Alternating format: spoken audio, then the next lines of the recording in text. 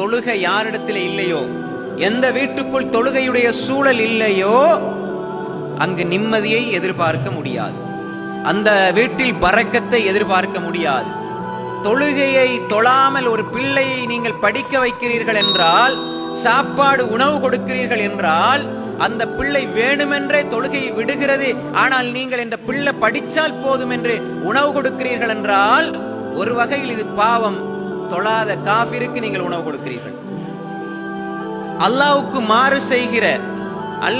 மாறு செய்கிற வேண்டுமென்றே தொழுகையை விடுகிற ஒரு காஃபிரை நீங்கள் உருவாக்குகிறீர்கள். தொழுகையை விடுவதற்கு ஒருபோதும் நீங்கள் அனுமதித்து விடக்கூடாது. நீங்களும் தொழுகையை விடக்கூடாது. உங்கள் பிள்ளைகளுக்கும் தொழுகையை விடுவதற்கு அனுமதி கொடுக்க கூடாது. உங்கள் மனைவி மக்களுக்கும் தொழுகையை விடுவதற்கு அனுமதியை வழங்கக்கூடாது. இது உங்கள் குடும்பத்தில் இருக்கிற நிம்மதியை சீர்குலைத்துவிடும்.